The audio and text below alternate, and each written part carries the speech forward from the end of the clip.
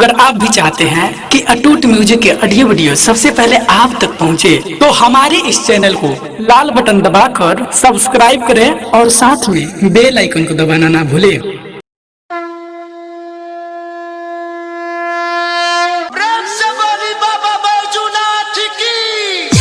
अटूट music present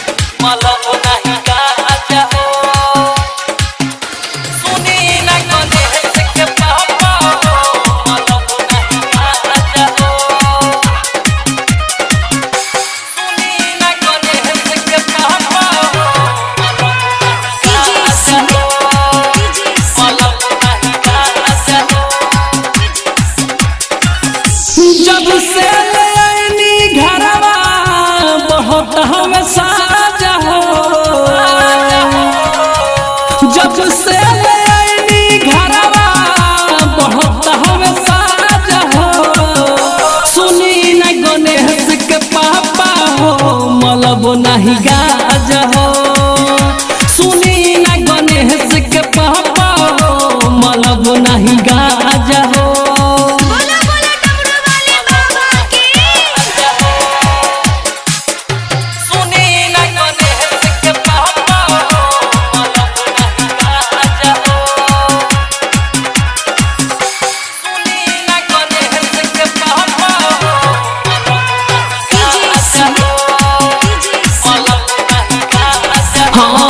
महल के रानी नहीं भरब राउर पानी, पिसब न भंगिया के गोला हो,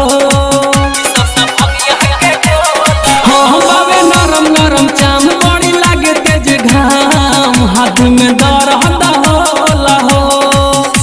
तने नीचिला माओ में मिले कवन माजा हो, तने नीचिला माओ में मिले कवन माजा हो, सुनी न गणेश के पापा हो मलब नहीं गाजा हो, सुनी न गणेश के पापा हो मलब नहीं गाजा हो।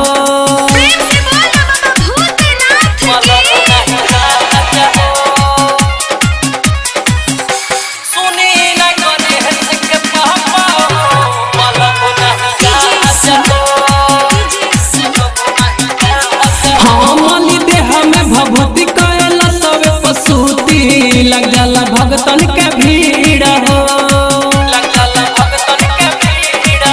खाली खोया मलाई रसगुल्ला मिठाई दूर होई मनवा के पीर हो, घनश्याम अभिलाष ले आइले फल फूल ताजा हो, घनश्याम राकेश ले आइले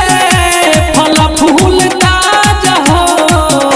सुनी न गणेश के पापा हो मलब नहीं गाजा हो, सुनी न गणेश के पापा हो मलब नहीं गाजा हो। रिकॉर्डिंग स्टूडियो सिमरौन का।